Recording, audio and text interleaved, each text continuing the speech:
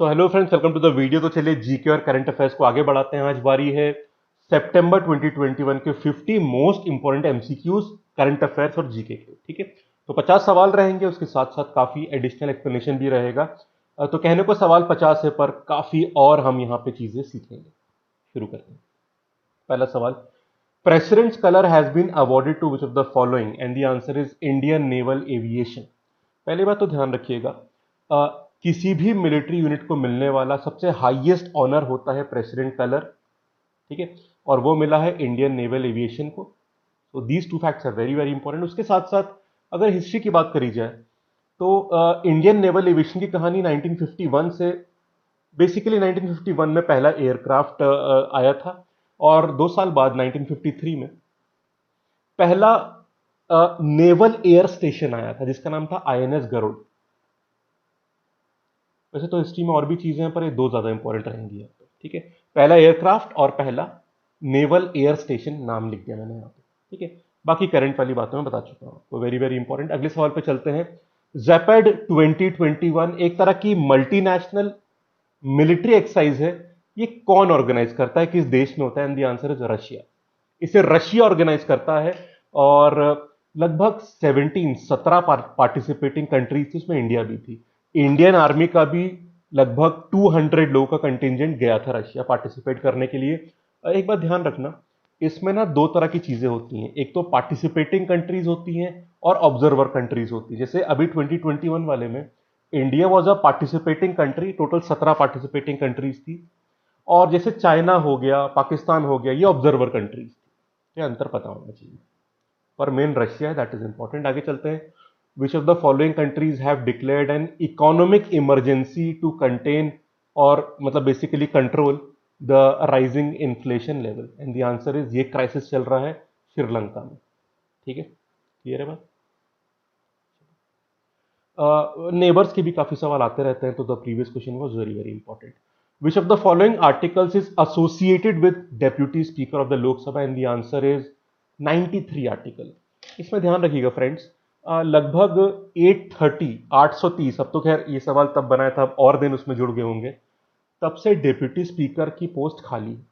और Delhi high court ने भी यूनियन गवर्नमेंट से पूछा है कि भाई इसके लिए क्या कर रहे हैं, क्योंकि भरना जरूरी है। For example, Lok Sabha speaker Om Birla जी, जब कोविड हुआ था उनको, तब डेप्यूटी स्पीकर की जरूरत काफी फील हुई थी, काफी महसूस हुई थी। तो ये काफी इंपॉर्टेंट पोस्ट है।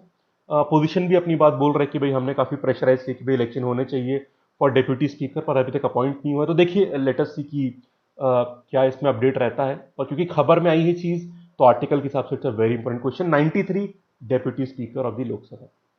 चलिए, ग्लू ग्रांट। ग्लू ग्रांट किससे जुड़ा हुआ टर्म है? And the answer is education. जो न्यू एजुकेशन पॉलिसी है उसमें बहुत सारे प्रोविजन है, उनमें से एक ये भी है। ग्लू ग्रांट का मतलब ये होता है ऐसे इंस्टीट्यूशंस जो सेम सिटी में है, तो एक ऐसा प्रोविजन है कि they can share the resources.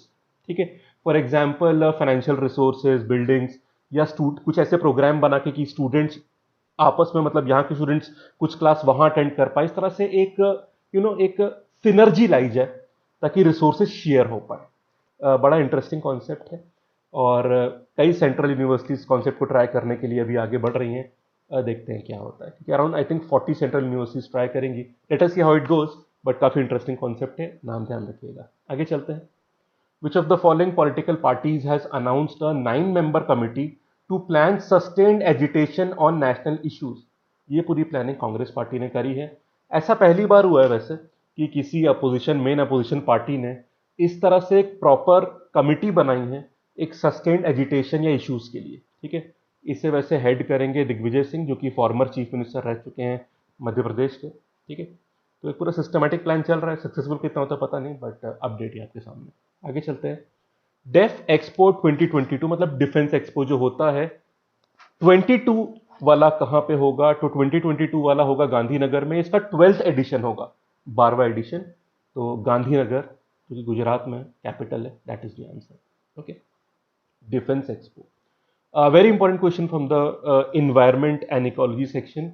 Indian biologist Shailendra Singh has been awarded Behler turtle, अच्छा एक इसमें थोड़ी गड़बड़ हो गई, I was trying to eliminate this word, तो थोड़ा करेक्शन देख लेना, मैं पीडीएफ जो शेयर करूंगा ना उसमें हटा दूंगा। I wanted to remove this word and ask this thing only. अब तो क्वेश्चन में आ गई तो इग्नोर कर दीजिए। समझ गया ना, मैं सिर्फ अवार्ड का नाम बोल रहा था और आपको जानवर का नाम बताना था कि इन्होंने किससे कंजर्व किया है।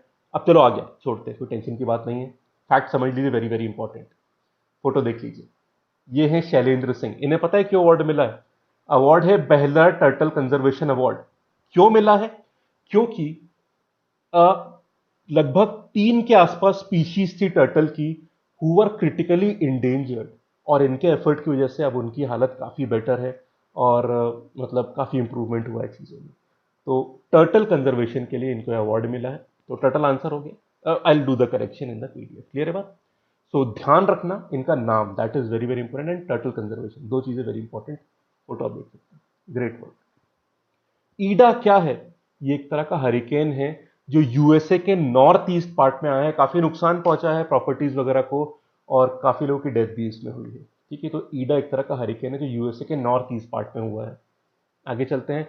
विच of the following countries has find WhatsApp, कितना, $267 मिलियन का, for breaching data protection rules. ये डिसीजन लिया है आयरलैंड ने। ठीक है, तो WhatsApp which is owned by Facebook, आप जानते हैं। तो ईयू, यूरोपियन यूनियन के जो डेटा प्रोटेक्शन रूल्स थे उनको ब्रीच या तोड़ने के लिए ये फाइन व्हाट्सएप पे लगाया गया है। और डिटेल आप देखना तो देख सकते हो, बट आई थिंक इतना आपको पता होना चाहिए। And the quantum is $267 million. Ireland country, वो ध्यान रखना इंपॉर्टेंट है। भीतरकनिका एक तरह की रामसर वेटलैंड साइट है, कहां पे है? The answer is Odisha. पहले लोकेशन देख लो आप, उड़ीसा में आप देख सकते हैं। ठीक है, एक्चुअली एक चक्कर ये था, एक रिवर है ब्राह्मणी रिवर, ठीक है, जहां से फ्रेश वाटर जाता है भीतरकनिका रामसर वेटलैंड साइट में, और यहाँ पे काफी मैनग्रोव फॉरेस्ट भी है। अब देखिए, मैनग्रोव ब्रैकिश वाटर में होते हैं, मतलब एक ऑप्टिमम सैलिनिटी या नमक का लेवल होना चाहिए। इसमें समुद्र से भी सलाइन वाटर आता है, हाईली सलाइन, और फ्रेश वाटर भी आता है। इनकी प्रॉपर मिक्सिंग से अच्छी कंडीशन बनती है जिससे मैनग्रोव हो पाते हैं। अब इंडस्ट्रियल यूज बढ़ने के कारण भीतर ये जो अपनी ब्राह्मणी रिवर और एक दो रिवर्स और हैं, उनका वाटर कुछ डाइवर्ट होगा तो फ्रेश वाटर फ्लो थोड़ा कम होगा। तो उससे कई इन्वायरमेंटलिस्ट अपोज कर रहे हैं कि भाई ये इकोलॉजिकल बैलेंस डिस्टर्ब मत करिए, वरना सैलिनिटी ज्यादा होगी, क्योंकि फ्रेश वाटर का सप्लाई कम करोगे आप इंडस्ट्री को देने के लिए, तो फिर जो भी हमारे मैनग्रोव वगैरह उनको सीवियरली अफेक्ट हो सकता है। तो ये पूरा इशू चल रहा है, बट फैक्चुअल पार्ट ये था कि ये रामसर साइट ओडिशा में भीतर का। If you have visited this place to let me know. मैं इसका नाम बचपन से सुन रहा हूँ, शुरुआत से ज्योग्राफी में नाम इसका आता था, but never been there, I really wish to go there. गए हैं आप तो बताइएगा। आगे चलते हैं, लोकेशन तो बता दिया आपको। मांडा एक, ये क्या है आपको बताना है, मांडा क्या है।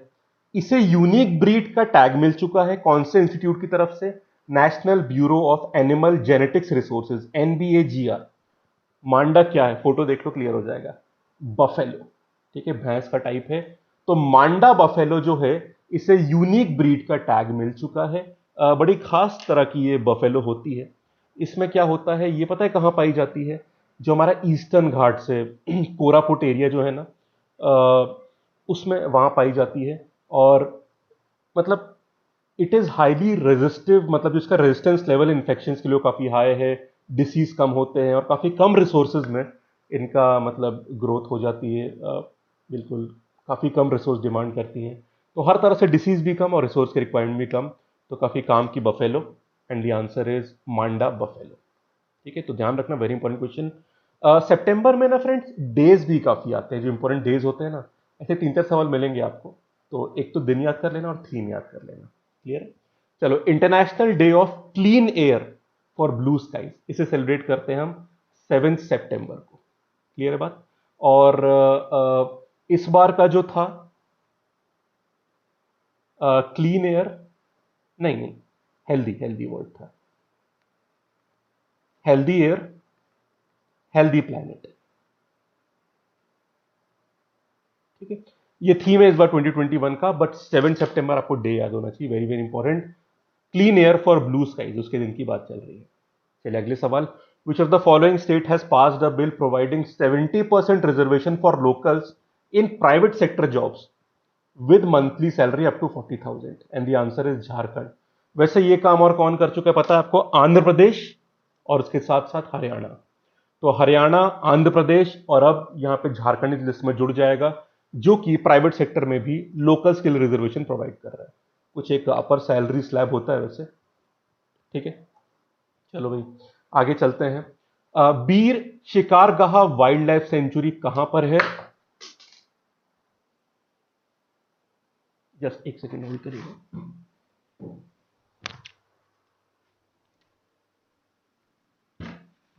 सॉरी, थोड़ा एक्सप्लेन करते हुए मेरा डिजिटल पेन थोड़ा गिर गया था। सो कंटिन्यू करते हैं। एंथुसियाज्म थोड़ा ज्यादा हो गया जीके के लिए। चलिए, बड़ा इंपॉर्टेंट क्वेश्चन है and the answer is Haryana. Haryana का जो पिंजौर रीजन है ना, लोअर शिवालिक रेंज में पिंजौर रीजन, चंडीगढ़ के पास, वहां पे है वाइल्ड लाइफ सेंचुरी। पता है खास क्यों है? वल्चर कंजर्वेशन में यहां पे बहुत बढ़िया काम हुआ है। और क्या काम है वो सुन लीजिए। यहां पे एक जटायु सेंटर है। जटायु पूरा नाम है JCBC, Jatayu conservation and breeding centre. ठीक है, किसका? वल्चर्स का। अब ध्यान रखना, यहां पे क्या हुआ था, एक ओरिएंटल व्हाइट बैग्ड वल्चर होते हैं, ओरिएंटल व्हाइट बैग्ड वल्चर। ऐसे 8 वल्चर्स, क्योंकि वल्चर की पॉपुलेशन आप जानते हैं कि बहुत ज्यादा कम हो गई थी, तो इस तरह के 8 वल्चर्स यहां पे छोड़े गए थे। ठीक है, 1 साल पहले। अब काफी अच्छा रिजल्ट आ रहा है, मतलब अक्टूबर 2020 के आसपास छोड़े गए थे। They have successfully merge into the पूरा इकोसिस्टम जो है। तो ये थोड़ा अच्छा स्टेप माना गया था, थोड़ा रिकवरी भी हो रही है और किसी तरह की प्रॉब्लम नहीं आई उनको जो छोड़ा गया था वाइल्ड में, इस वाइल्ड लाइफ सेंचुरी में। तो अब मामला सही चल रहा है, तो एक तरह से पॉजिटिव एक्सपेरिमेंट माना जा रहा है, पॉजिटिव डेवलपमेंट माना जा रहा है। साथ में फैक्ट्स भी मैंने बता दिया आपको कि क्योंकि यहां पे वल्चर कंजर्वेशन होता है, that makes this very very important. Okay, चलिए आगे चलते हैं। लोकेशन आप देख सकते हैं यहाँ पे।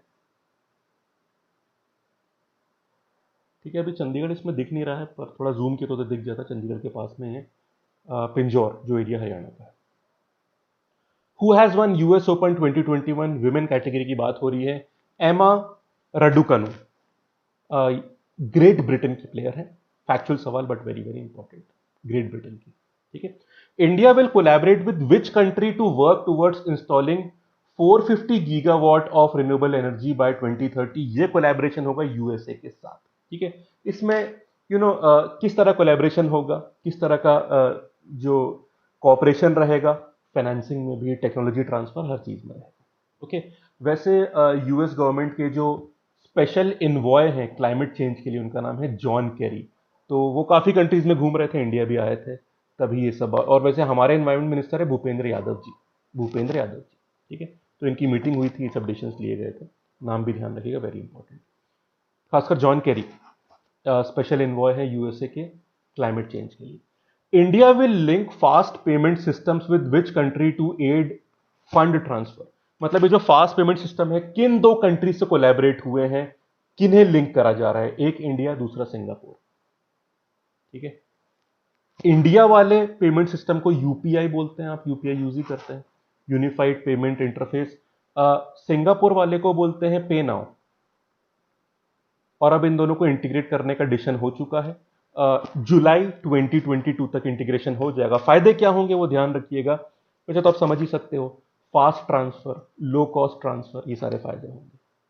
ठीक है, विच of the following country is not a part of AUKUS trilateral security partnership? AUKUS group बना है, ग्लोबल लेवल पे काफी बातें हो रही हैं, इसमें रहेगा ऑस्ट्रेलिया, यूके और यूएसए। मेनली एक तरह का ये मिलिट्री या सिक्योरिटी ट्राइलैटरल पार्टनरशिप कह सकते हो। तो ऑब्वियसली इसका आंसर इंडिया हो जाएगा, क्योंकि इंडिया इसमें नहीं है।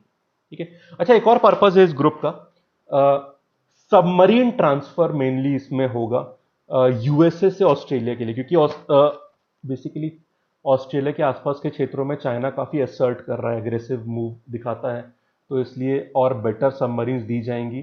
कौन सी सबमरीन्स? ये होंगी हमारी न्यूक्लियर सबमरीन्स, ऐसी एडवांस सबमरीन्स जो और ज्यादा समय अंडरग्राउंड रह सकती है, मोर पावरफुल। ठीक है, तो इसमें इस तरह के एक्सपोर्ट्स भी होंगे। इस कारण से थोड़ा फ्रांस शायद गुस्सा भी हो गया है कि फ्रांस से कुछ डील शायद हैम्पर हुई है, फ्रांस ऑस्ट्रेलिया की, क्योंकि ऑस्ट्रेलिया अब वो सबमरीन यूएसए से लेगा। ये पूरी कहानी चल रही है, बट ग्रुप के मेंबर्स आपको पता होना चाहिए। ठीक है, चलिए, who will head the expert committee for comprehensive review of NCC, national cadet corpse, and the answer is Baijayant Panda, farmer MP हैं बीजेपी पार्टी के। इसमें आनंद महिंद्रा जी भी रहेंगे और एमएस धोनी भी रहेंगे, पर हेड कौन करेगा? बैजयंत पांडा। क्लियर है बात? Basically how to evolve NCC, to serve the purpose well in changing times, वो सब चीजें यहाँ पे देखी जाएंगी। क्लियर है? तो एक पूरा रिव्यू कमेटी रहेगी। हेड का नाम पता होना चाहिए, फोटो आप देख सकते हैं, मिस्टर बैजयंत पांडा। आगे चलते हैं, एक बहुत इंपॉर्टेंट अवार्ड है, नेशनल फ्लोरेंस नाइटिंगेल अवार्ड 2020। किस फील्ड में देते हैं? Answer is nursing. नर्सिंग का अवार्ड होता है, और इस बार किसको मिला है? फोटो आप देख सकते हैं, brigadier S V Saraswati. Brigadier S V Saraswati, ये कौन है मैं बता दूं आपको, जो मिलिट्री नर्सिंग सर्विस होती है उसमें she is deputy director general, और इन्होंने बहुत ही बढ़िया काम करा है। यूएन की पीस कीपिंग फोर्स में रही हैं, कॉन्गो में सर्व कर चुकी हैं, 1983 में कमीशन हुई थी, लगभग 3000 लाइफ सेविंग और काफ़ी क्रूशियल जो सर्जरीज हैं उसमें इन्होंने असिस्ट किया है, तो इसलिए इनको ये अवार्ड भी मिला है 2020 का, नेशनल फ्लोरेंस नाइटिंगेल अवार्ड। ठीक है, शी बिलोंग्स, मतलब ओरिजिन आंध्र प्रदेश का है इनका। ठीक है, प्राउड मोमेंट फॉर अस। नाम ध्यान रखिएगा, brigadier S V Saraswati. Who has been appointed as the next chief of air staff, and the answer is VR Chaudhary. अभी आर के भदौरिया जी हैं और 30 सितंबर को रिटायर होने वाले हैं, तो अब जब हम वीडियो जब भी आप देखोगे तो उससे रिटायर हो चुके होंगे, एंड जो वाइस चीफ थे अब उन्हें चीफ बना दिया जाएगा, VR चौधरी जी। फोटो आप देख सकते हैं। ठीक है, चलिए, who will head the steering committee responsible for developing a NCF, national curriculum framework. तो जो नया डेवलप होने वाला है, इसकी जो स्टीयरिंग कमेटी इसको हेड करेंगे के कस्तूरी रंगन। वैसे जो नेशनल एजुकेशन पॉलिसी, जो नई पॉलिसी आई थी, उसकी भी जो ड्राफ्ट बना था उस कमेटी के हेड भी कस्तूरी रंगन जी थे। ये इसरो के फॉर्मर चेयरमैन है। ठीक है, फोटो आप देख सकते हैं। तो अब एनसीएफ का काम भी यही करेंगे। ठीक है, चलिए, आर वैल्यू किस चीज से जुड़ी हुई है? कोविड-19। बेसिकली कोई भी इंफेक्शन जो होता है उसकी एफिशिएंसी स्प्रेड होने की क्या है, मतलब एक इंसान जिसे हुआ है वो कितने और लोग को इफेक्टिवली फैला रहा है, इसका मेजरमेंट आर वैल्यू से होता है।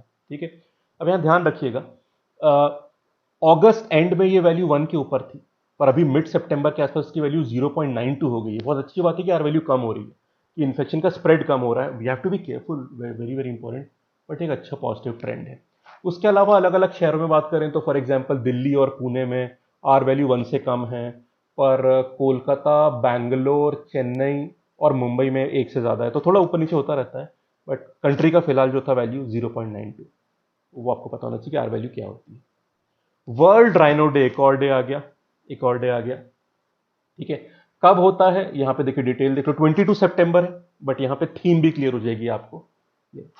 22 सितंबर is world rhino day. Clear है? इसका थीम देख लो, कीप द 5 अलाइव। ये मैं ऑफिशियल वेबसाइट से लाया हूं, worldrhinoday.org से, तो वहीं से सोर्स किया हुआ। कीप द 5 अलाइव, अब यहां पे कौन से 5 राइनोस की बात हो रही है 2021 के थीम में, आपके सामने है। सुमात्रन राइनो, फिर ये greater one horn rhino, black rhino, white rhino और जावन। ठीक है, क्लियर है बात? तो कौन से 5 की बात है वो आपके सामने, आप यहाँ पे देख सकते हैं। क्लियर? पर दिन याद रखना, 22 सितंबर वर्ल्ड राइनो डे होता है, वेरी इंपॉर्टेंट डे। आगे चलते हैं, which country has declared all financial transaction involving crypto currencies as illegal? ये काम किया है चाइना ने, चाइना ने रूल निकाला है। ठीक है, national mission on cultural mapping किस ईयर में लॉन्च हुआ था? फ्रेंड्स 2017 में लॉन्च हुआ था, पर बहुत मतलब हल्के से ही चला था, बहुत कुछ खास में काम नहीं हुआ था, बट अब इसे कौन मतलब सुपरवाइज करेगा? Indira Gandhi national gallery on the arts. ठीक, तो जो Indira Gandhi national gallery on the arts, वो अब इसे सुपरवाइज करेगी। 75 विलेजेस को आइडेंटिफाई करा गया है जहां पे पायलट बेसिस पर प्रोजेक्ट होगा कल्चरल मैपिंग का। 2017 में लॉन्च हुआ था, हल्के लेवल पे चला था, नॉट मच डेवलपमेंट, पर अब उम्मीद है कि चीजें ठीक चलेंगी। 75 इस तरह से विलेज में पायलट लेवल पे होगा। Indira Gandhi national gallery of arts अब इसे सुपरवाइज करेगा। वर्ल्ड टूरिज्म डे, एक और चीज आ गई which is very very important, and the answer for, देखो पहले तो थीम देख लो आप यहां पे, tourism for inclusive growth, very very important, और दिन होगा हमारा 27 सितंबर, 27 सितंबर। क्लियर होगी बात, ये भी काफी इंपॉर्टेंट है।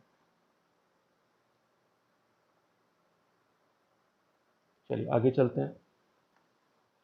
क्लियर है फ्रेंड्स, तो टूरिज्म डे वाला कर लेना 27, और थीम ध्यान रखना टूरिज्म फॉर इंक्लूसिव ग्रोथ, बता देता आपको। अगले सवाल पे चलते हैं। Give wings to your dream, ये एयर शो किस शहर में हुआ था? And the answer is Srinagar. ठीक है, लगभग 14 ईयर्स के बाद श्रीनगर में इस तरह का शो हुआ है, जिसमें डल लेक के ऊपर बहुत ही बढ़िया एक तरह से ये एयरफोर्स ने शो किया था, एयर शो। ठीक है, और नाम था उसका give wings to your dream, very important. कुछ फोटोज आप देख सकते हैं। Who is the chairman of, अब यहाँ पे बहुत इंपॉर्टेंट कमिटी है, कमिटी का नाम ध्यान रखो, scale, full form, steering committee for local value addition manufacturing and exports. Head कौन है पहले देख लो, मिस्टर पवन गोयंका। फोटो हाँ लगा है, मिस्टर पवन गोयंका। एमडी है, मैनेजिंग डायरेक्टर किसके? महिंद्रा एंड महिंद्रा के। ठीक है, बेसिकली जो हमारा मैन्युफैक्चरिंग सेक्टर है, जो काफी हद तक इंपोर्ट डिपेंडेंट हो गया है, उसको इंप्रूव करके उस स्टेज से बाहर निकालने का पर्पज रहेगा।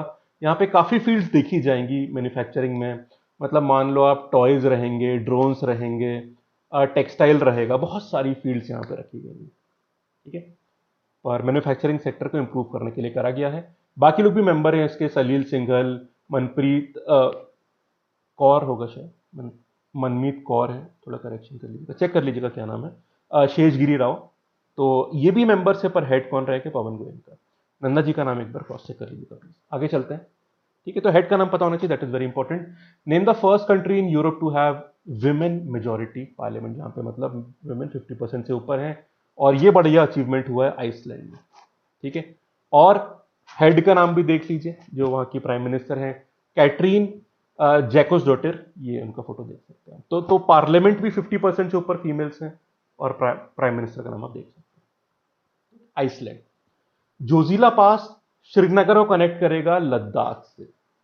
मैप में पहले देखो आप, मैप में श्रीनगर को लद्दाख से, लद्दाख एरिया का नाम है, मेन शहर का नाम लेह है, तो इस रूट की यहाँ पे बात हो रही है। और ये आप देख सकते हैं, नितिन गडकरी जी इंस्पेक्शन के लिए आए थे, बस फोटो में उनको मैं आइडेंटिफाई नहीं कर पा रहा हूँ, चलिए होंगे शायद वो। क्लियर है बात, तो ये काम चल रहा है, अभी पूरा नहीं हुआ है। लगभग 13.5 किलोमीटर का टनल है, एशिया का लार्जेस्ट, मतलब लॉन्गेस्ट, एशिया का लॉन्गेस्ट बाई डायरेक्शनल, दोनों डायरेक्शन का टनल है ये। ठीक है, और जो जो ट्रैवल टाइम रहेगा लद्दाख और श्रीनगर के बीच में, उसको ड्रास्टिकली रिड्यूस करेगा ये। और कई बार विंटर्स में रोड हैम्पर होती थी, कम्युनिकेशन कटता था, वैसे कोई बात अब नहीं होगी। तो उस तरह से बहुत बढ़िया प्रोजेक्ट है, पर आपको पता होना चाहिए Srinagar to Ladakh, this link is very important. आगे चलते हैं। किंग मोहम्मद जहीर शाह, इनका कनेक्शन है अफगानिस्तान से। ठीक है, अफगानिस्तान में काफी फॉरेन कंट्रीज ने इंटरफियर किया, उससे पहले यहां पे कॉन्स्टिट्यूशनल मोनार्की थी। और कौन थे राजा? जाहिर शाह। 1963 में बने थे, और 1964 में उन्होंने कॉन्स्टिट्यूशन लाया था। अभी तालिबान ने जो अफगानिस्तान को ऑक्यूपाई किया, उन्होंने बोला है कि जो 1964 वाला कॉन्स्टिट्यूशन है वही फिलहाल अप्लाई करा जाएगा। हाँ, इस कॉन्स्टिट्यूशन के वो टर्म्स जो शरिया लॉ या इस्लामिक एमिरेट्स के अगेंस्ट थे, उनको एक्सेप्ट नहीं करा जाएगा, बाकी मोटा मोटा इसी कॉन्स्टिट्यूशन को भी लगाया जाएगा, 1964 वाले को। बैकग्राउंड बता दिया, और पर्सन का नाम इज किंग मोहम्मद जाहिर शाह, फोटो आप देख सकते हैं। ठीक है, चलिए। Indian navy has signed the term of reference for the conduct of the navy to navy talks. तो नेवी टू नेवी टॉक्स जो है, इसका टर्म ऑफ रेफरेंस साइन करा गया है विद ऑस्ट्रेलिया। इस तरह का term of reference Indian navy ने पहली बार साइन किया। ठीक है, तो it's a very important event, किसके साथ? ऑस्ट्रेलिया। चलिए, इंडियन वुमेन क्रिकेट टीम अपना पहला जो जो डे नाइट टेस्ट मैच, जिसको पिंक बॉल क्रिकेट मैच भी बोलते हैं, क्योंकि पिंक बॉल की विजिबिलिटी बेटर होती है, क्योंकि वो कुछ मतलब रात तक भी उसके टाइमिंग थोड़ा चेंज होता है, वो आई थिंक आफ्टरनून में शुरू होता है और रात तक खत्म होता है। The answer is Australia. Indian women team Australia के टूर पर, तो वहां पे पहला जो वुमेन मैच होगा डे नाइट वाला, इंडियन वुमेन टीम का पहला मैच है अगेंस्ट ऑस्ट्रेलिया। कंट्री का नाम इंपॉर्टेंट है, ध्यान रखिए। Who is going to take over as the next prime minister of Japan? And the answer is Fumio Kishida. पहले योशीहिडे सुगा जी, तो बी ऑप्शन आप देख सकते हैं, इनको लगभग 1 साल हुआ था, ठीक है। शिंजो आबे के जाने के बाद सुगा जी आए थे, 1 साल हुआ। अभी जो रूलिंग पार्टी है उसके हेड किशिहिडा जी बनाए गए हैं, तो ये प्राइम मिनिस्टर भी बनाए जाएंगे, और नवंबर में जो इलेक्शन होने वाले हैं जापान में, तो उसमें अपनी पार्टी को लीड भी करेंगे उन इलेक्शन से, ठीक है। फोटो आप देख सकते हैं। Najla Bouden has been named as the first women prime minister of Tunisia, ठीक है। वैसे ज्यादातर पावर्स यहाँ पे प्रेसिडेंट को होती है as compare to prime minister, पर फिर भी यहाँ पे पहली विमेन प्राइम मिनिस्टर बनी है नाजला बाउडेन जी। फोटो आप उनका देख सकते हैं। आगे चलते हैं। इंडिया का largest oil seed crop soybean होती है, ठीक है। एक्चुअली जो एडिबल ऑयल है उसकी प्राइसेस काफी ऊपर गई थी, उम्मीद करी जा रही है कि दिसंबर तक कम हो जाएंगी। इन सारे आर्टिकल्स में ये फैक्चुअल पार्ट भी मुझे मिला था कि इंडिया में लार्जेस्ट ऑयल सीड, ये सब ऑयल सीड्स ही है, rape seed, sunflower, olive seeds, highest is. उसके अलावा मतलब काफी लंबी लिस्ट है उन चीजों की, बट हाईएस्ट आप याद रख लो, that should be enough. Castor वगैरह भी होता है, बट सोयाबीन हाईएस्ट है, उतना याद रखो, ज्यादा जरूरत नहीं है। चलिए, कॉर्बीवैक्स वैक्सीन कौन मैन्युफैक्चर करता है? And the answer is biological E. ये एक लैब है हैदराबाद में। Drug controller general of India, ठीक है, डीसीजीआई ने परमिशन दी है इनकी वैक्सीन को कि चिल्ड्रन और एडोलेसेंट्स में इसका ट्रायल किया जाए। तो अब ये बच्चों के लिए अपनी तरह की तीसरी वैक्सीन हो सकती है। कौन सी तीसरी? एक तो अपनी भारत बायोटेक की कोवैक्सीन जो बच्चों के लिए हो सकती है, अब बेस्ड ऑन दी अप्रूवल जब होगा। उसके अलावा ये अपना जाइडस कैडिला की जो जाइकॉव डी है, तीसरी वाली हो जाएगी। क्या नाम है? कॉर्बीवैक्स बायोलॉजिकली की, ठीक है। चलिए, Pugwash conference on science and world affairs, इसका हेडक्वार्टर लंदन में है।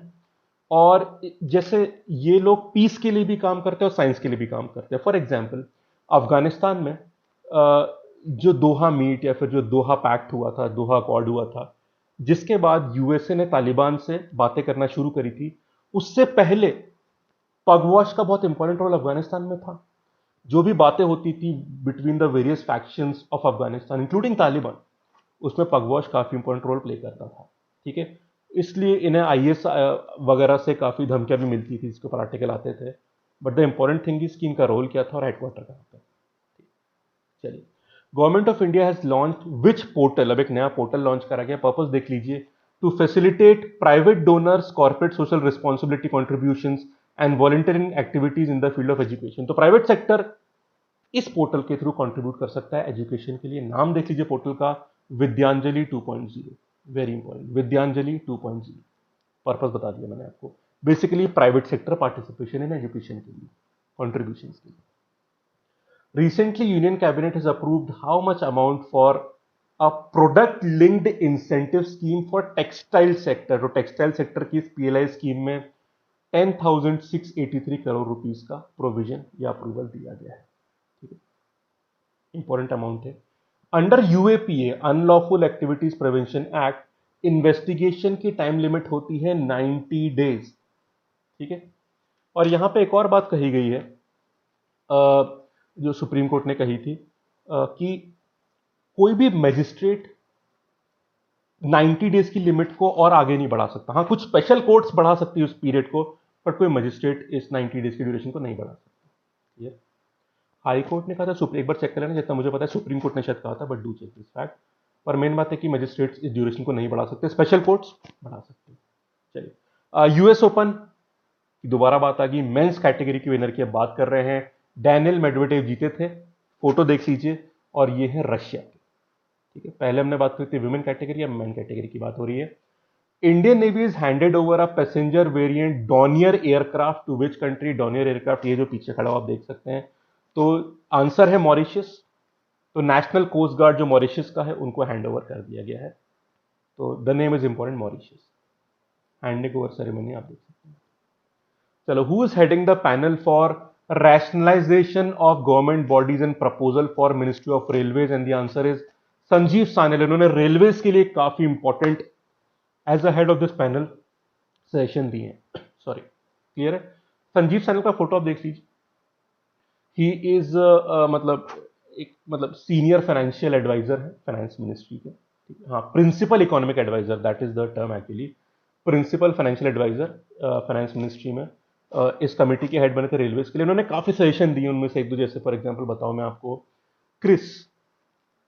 क्रिस जो है एक इंडिपेंडेंट सोसाइटी है जो रेलवेज का सॉफ्टवेयर मेंटेन करती है। आप जब भी टिकट वगैरह बुक कराते हैं आपको नीचे क्रिस लिखा हुआ दिखता होगा। तो इस पैनल ने बोला है कि क्रिस को आईआरसीटीसी से मर्ज कर देना चाहिए। ऐसे बहुत सारे मतलब जैसे रेलवे विकास निगम लिमिटेड, आरवीएनएल को इरकॉन से मर्ज कर देना चाहिए, इंडियन रेलवे कंस्ट्रक्शन वाली जो कंपनी है। ऐसे बहुत सारे और सजेशन दिए गए हैं, एक दो मैंने बता दिया आपको। इसको आईआरसीटीसी से मर्ज कर देना चाहिए, ऐसे कुछ नहीं, ठीक है। In the name of Sanjeev Sanyal is very very important, photo आप देख सकते हैं। चलिए आगे चलते हैं। Who has been awarded the Sahitya Akademi fellowship? लगभग 20 लोग को मिली है and the answer is all the above. और भी नाम है पर कुछ नाम मैंने बता दिया। रस्किन बॉन्ड को इंग्लिश के लिए, विनोद कुमार शुक्ला जी को हिंदी के लिए, तेजवंत सिंह गिल जी को पंजाबी के लिए। ऐसे और भी लोग हैं बट 3 नाम मैंने बता दिया आपको। Total I think the count is around 20। Evergrande एक रियल एस्टेट कंपनी है चाइना की, बहुत हाई डेट में जा चुकी है और पता नहीं अपना डेट ये वापस कर पाएगी या नहीं। इसका आर्टिकल इसलिए गया था कि चाइना गवर्नमेंट के लिए बड़ी प्रॉब्लम की बात होगी। कैसे हो गई? चाइना गवर्नमेंट जो भी कंपनीज डेट नहीं दे पाती उनके खिलाफ काफी स्ट्रिक्ट एक्शन लेना चाह रही है, और अगर इसके खिलाफ बहुत स्ट्रिक्ट एक्शन लिया तो इकोनॉमी भी काफी हैम्पर हो सकती है। तो चाइना गवर्नमेंट एवरग्रैंड के जो बढ़ते हुए डेट वर्किंग है उसके लिए क्या करेगी पता नहीं, बट फैक्चुअल पार्ट मैंने बता दिया आपको। Late us see how this goes. But काफी डेट है इस कंपनी पे, अब जो पता नहीं वो पूरा भी कर पाएंगे या नहीं, लेट्स सी क्या होता है।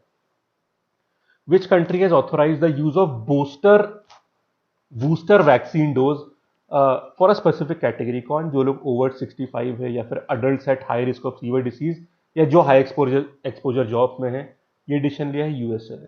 कौन सी वैक्सीन? फाइजर वैक्सीन, ठीक है। तो सबको ने एक स्पेसिफिक सेक्शन जो आप क्वेश्चन में देख सकते हैं, उनको जो बूस्टर वैक्सीन है उसकी अथॉरिटी मिल चुकी है फाइजर को। Last question, world pharmacist day celebrate होता है 25 सितंबर को, और इस बार 2021 की थीम देख लीजिए, pharmacist always trusted for your health.